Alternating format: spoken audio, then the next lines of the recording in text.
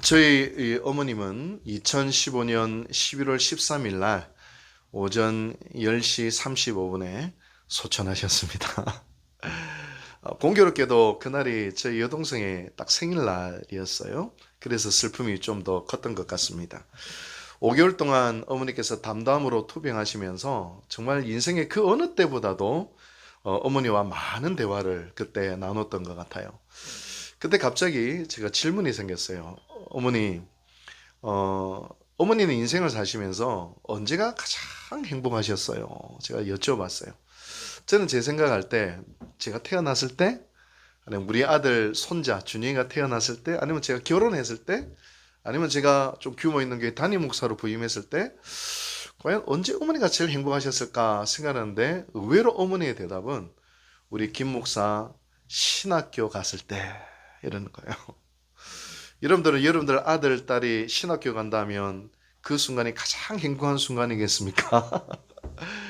제 어머니는 제가 장신대 신대원에 딱 그 입학했을 때 그때가 인생에서 가장 행복했다. 그렇게 말씀해 주시는 거예요.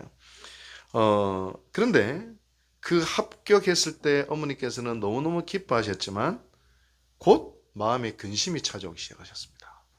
왜냐하면 장로신학대학교 신학대학원 입학 등록금이 없었기 때문이죠. 정말로 뱃속에 있을 때부터 이 아들을 주의 종으로 드리겠습니다 하면서 서운하면서 정말 가장 기쁜 바로 그 순간 입학 등록금을 준비하지 못한 어머니의 마음은 이런 말할 수 없이 정말 비참하셨다. 그렇게 말씀하셨더라고요. 저희 어머니께서 수영로교회 개척 멤버셨거든요.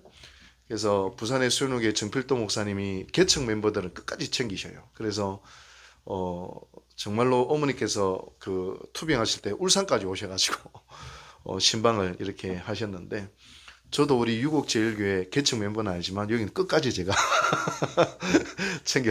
챙길 셈입니다.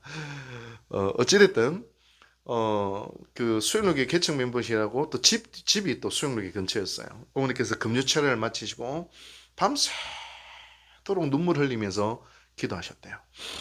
근데 기도하는데 갑자기 누가 어깨를 이렇게 싹 감싸더래요. 어머니가 깜짝 놀라서 뒤를 돌아봤는데 아무도 없어.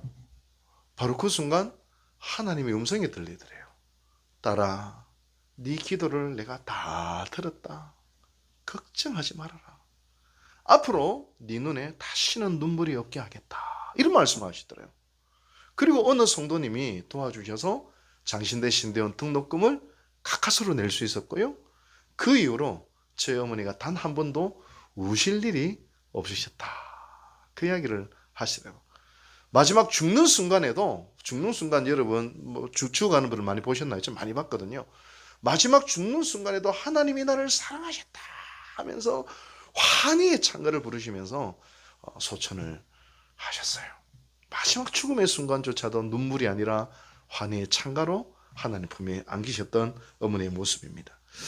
저는 제 인생의 고난이나 인생의 슬픔이나 인생의 어려움이 닥치는 순간 때 기도하셨던 어머니가 떠올려요. 아, 어머니도 고난의 순간에 기도하셨지. 어머니도 눈물이 나고 인생이 막막할 때 하나님께 매달렸지. 저도 그 순간이 오니까 그때 어머니가 기도하셨던 게 생각나가지고 저도 어머니처럼 그렇게 기도하고 있더라고요. 그 순간 어머니의 하나님이 나의 하나님이 된 거죠. 저는 또 기도합니다. 하나님, 나의 하나님이 우리 준영이의 하나님, 우리 효은이의 하나님 되게 해 주십시오. 아니, 내가 경험한 것보다도 갑절의 은혜, 갑절의 경험, 갑절의 축복을 허락해 주십시오. 제가 우리 딸을 어제 보면서 효은아, 아빠가 볼 때도 이렇게 이쁜데 하나님 보실 때는 얼마나 이쁠까? 제가 그런 이야기를 했어요. 제가 여러분들을 볼 때도 똑같은 심정입니다. 하나님 볼 때 여러분들이 이렇게 귀한데 제가 볼 때 근데 하나님 보실 때 여러분들이 얼마나 귀할까요? 할렐루야. 우리 앞뒤 좌우로 인사하십시다. 예뻐 죽겠네. 시작. 예뻐 죽겠네. 아, 예뻐 죽겠어. 그냥 뭐. 아니, 근데 뭐, 이게 아니라, 몸 소리 치면서 예뻐 죽겠네. 다시 시작. 예뻐 죽겠네. 그냥. 너무 귀여워요, 다들. 오늘 본문은 아마 룻기 전체에서 가장 아름다운 말이 아닐까. 제가 룻기를 읽으면서 가장 마음이 감동이 됐던 말이에요.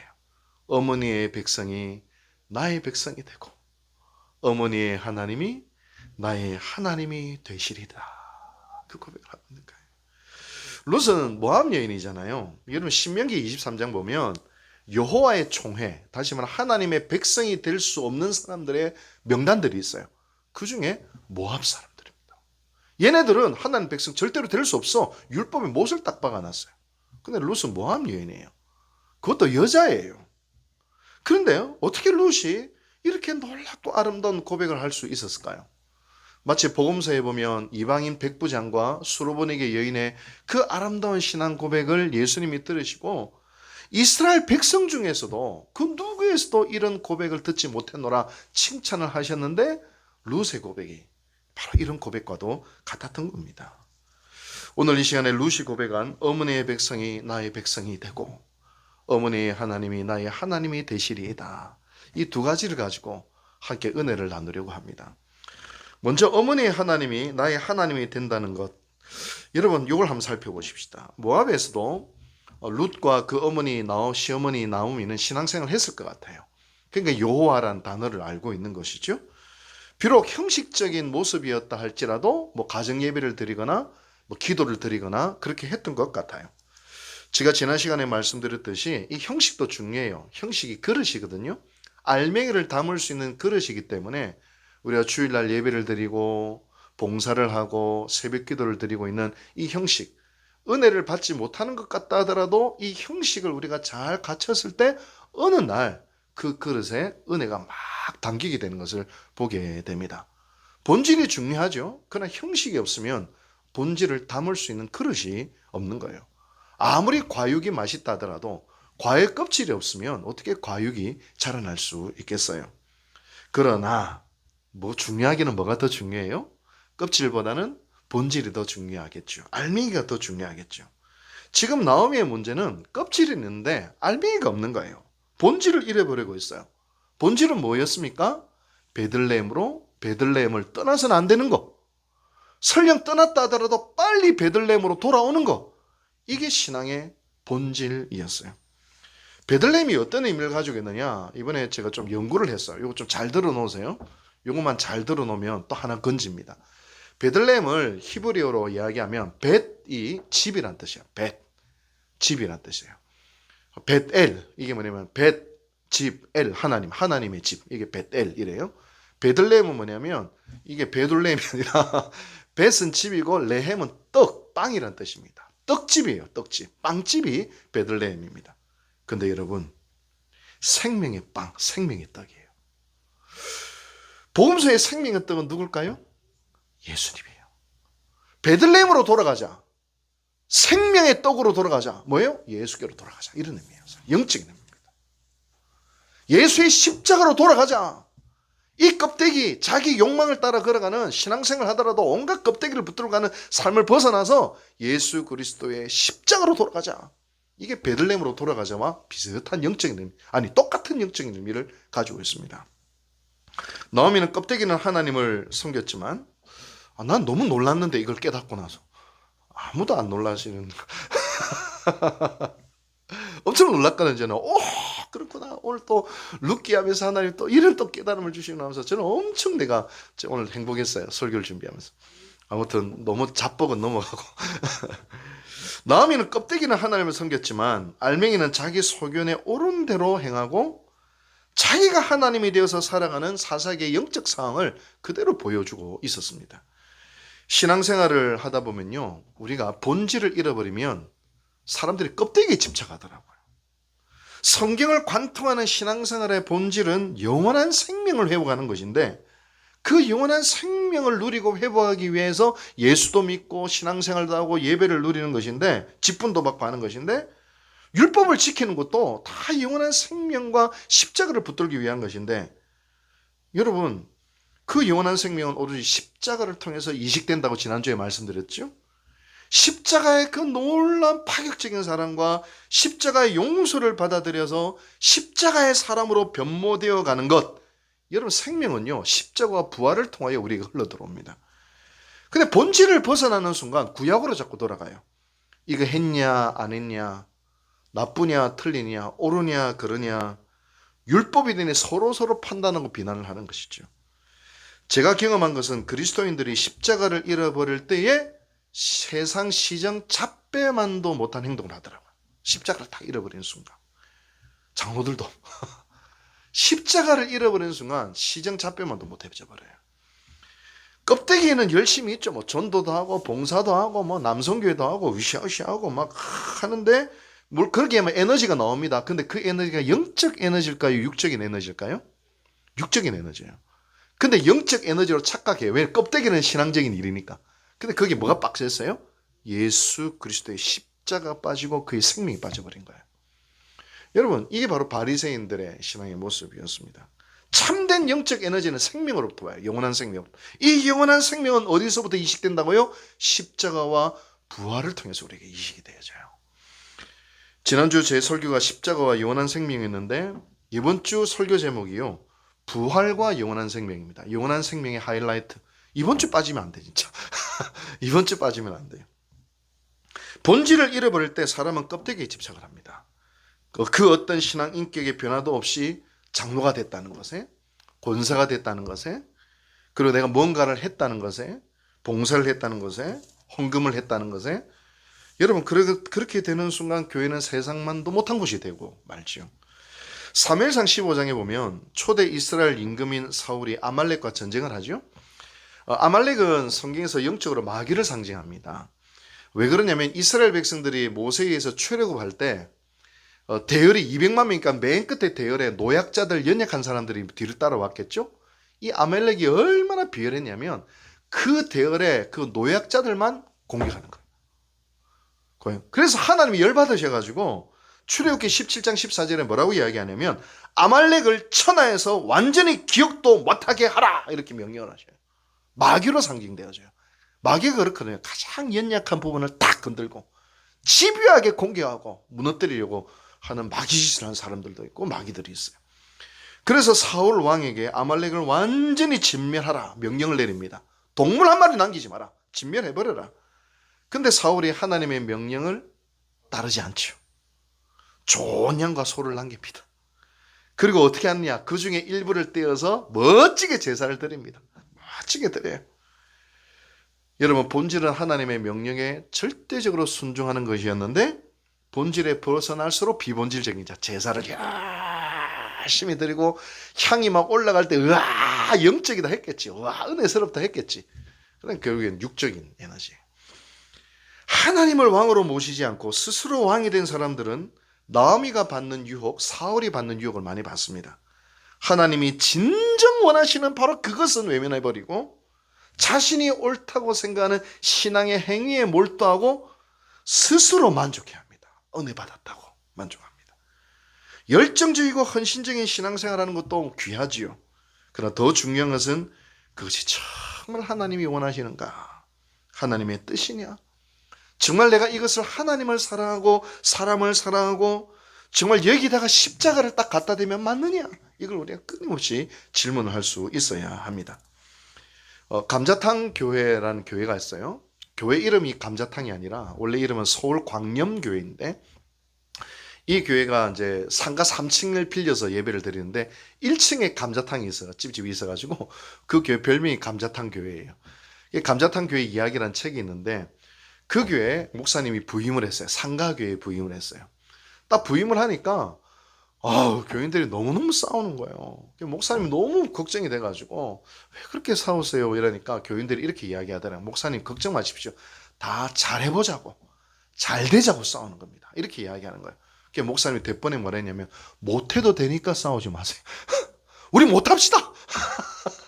못해도 되니까 싸우지 말자고 그렇게 이야기했다는 거예요.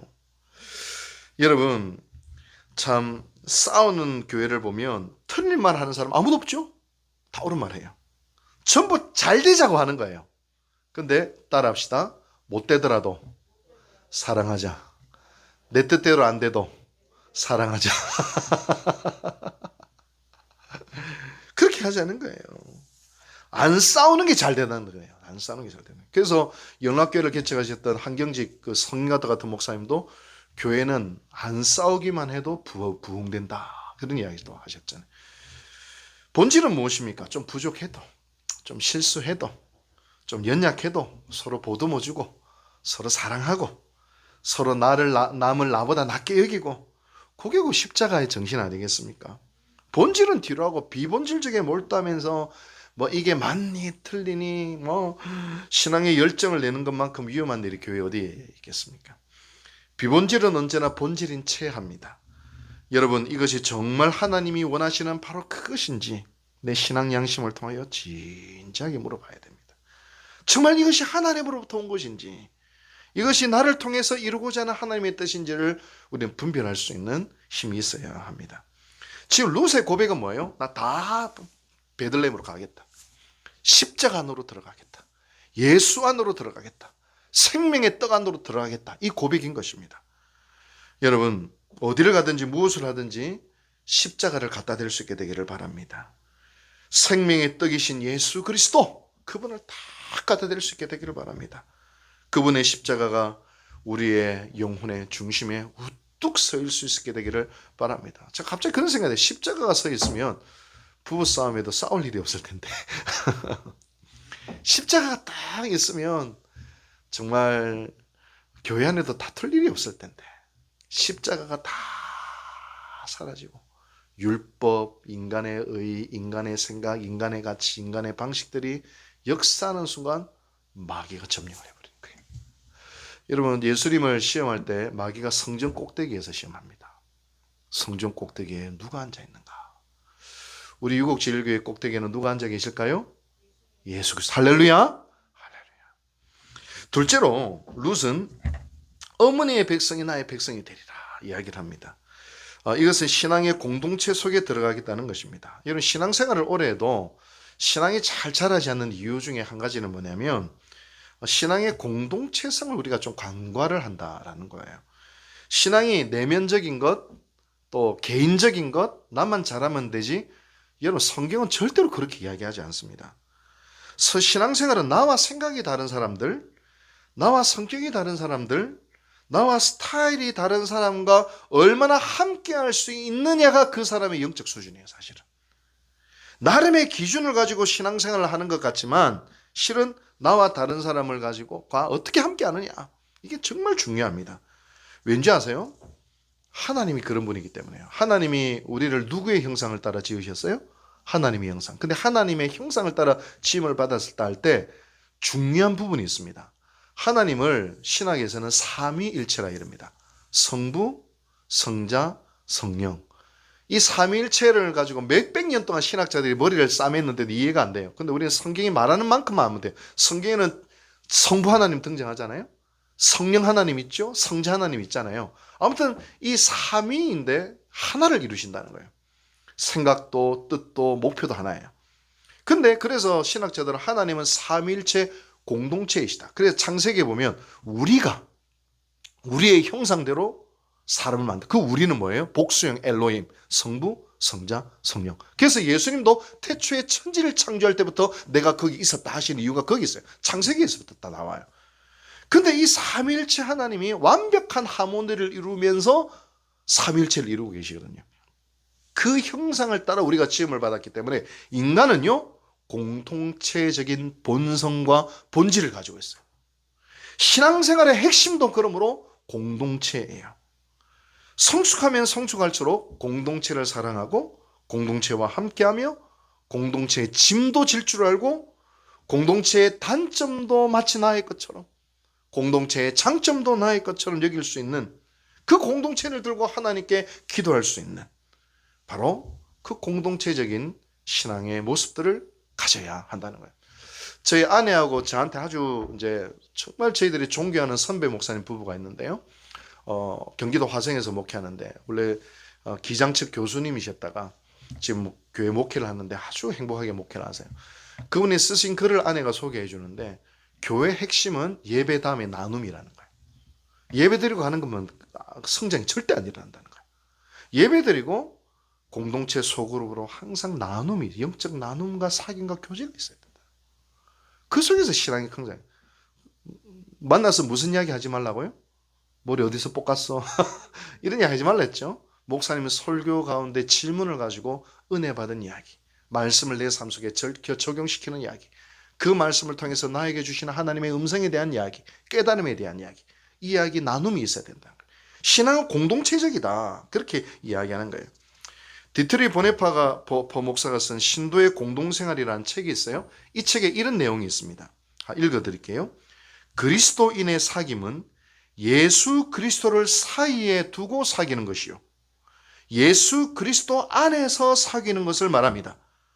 우리는 예수 그리스도를 사이에 두고 그 안에서만 서로 연결되어 있습니다. 저와 우리 수영의 사이에 뭐가 있어요?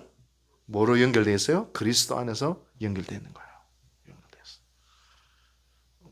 제가 수영이하고 이제 데이트하기로 했거든요. 국밥 먹으러 가자고 했는데 지금 자꾸 근데 전에는 또 지난주 수요일 날은 또 피자를 사와가지고 또 맛있게 먹었어요. 뭐 수영이하고 나하고 그죠? 그죠? 뭐 좀 뭔가 일치되는 게 거의 없잖아. 고향도 다르고 성격도 다르고 뭐 다 다르고 하나는 같네. 성이 같네. 그죠? 김수영, 김원필.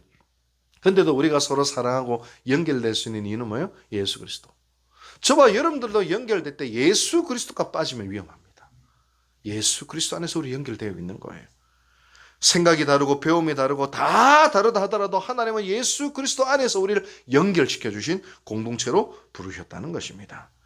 예수 안에서 자아의 죽음을 통과하고 십자가의 사랑을 통하여 이루어진 공동체가 교회입니다. 그리고 그 안에서 예수 그리스도의 삶을 모방하고 재현해내는 것이 신앙생활이요, 신앙의 본질이라는 겁니다.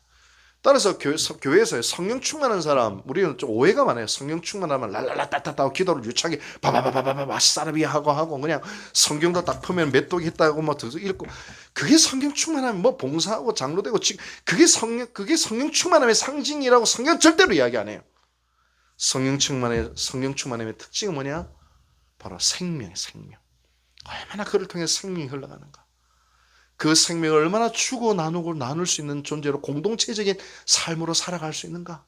그것이 바로 신앙 성장의 아주 중요한 특징이라는 것을 이야기하고 있습니다. 여러분, 교회의 기쁨이 여러분들의 기쁨이십니까?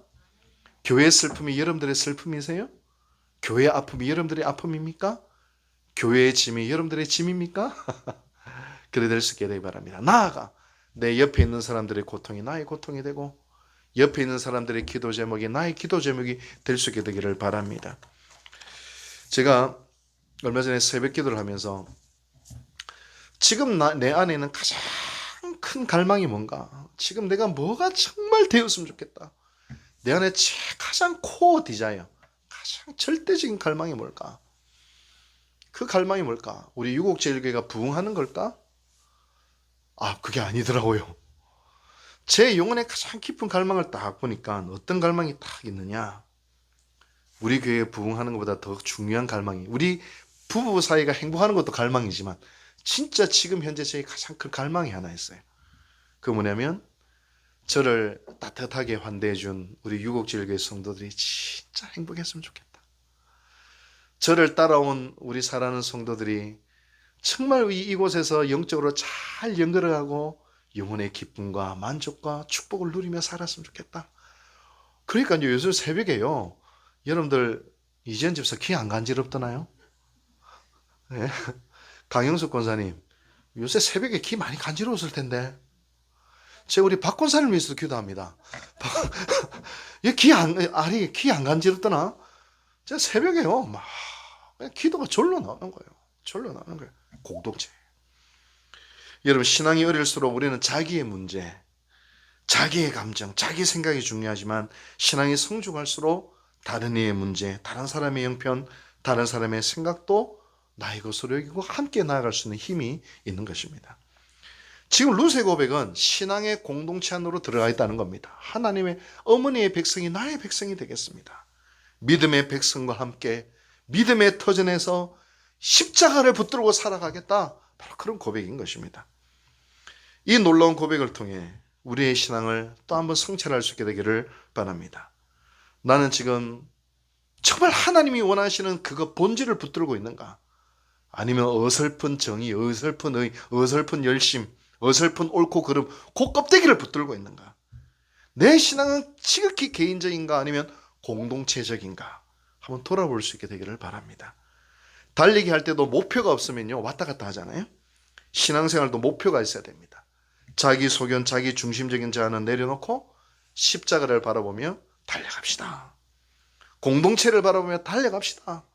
이번 주 설교 제목은 뭐냐면 십자가를 바라보고 달려가면요 기적이 일어납니다. 그게 이제 이번 주 설교 제목이에요. 기적이 일어납니다. 분명 영원한 생명으로 가득한 우리의 영혼이 될 것입니다. 이 길로 저와 여러분들을 초대하고 계십니다. 기도하십시다. 자비하신 하나님 아버지 감사드립니다.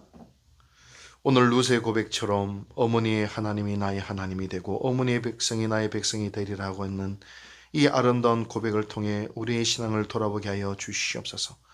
정말 신앙생활의 본질인 이 영원한 생명과 영원한 생명으로 흘러나오는 십자가와 부활을 바라보며 나아가는 저희들 되게 도와주시옵소서. 주님이 별로 중요하지 여기지 않는 그 껍데기를 붙들고 매달리는 신앙이 되지 않게 도와주시옵소서. 개인적인 신앙을 넘어 공동체적인 신앙으로 나아갈 수 있는 지혜로운 저희들 되게 도와주시옵소서. 이 모든 말씀 예수님의 이름으로 기도하옵나이다. 아멘.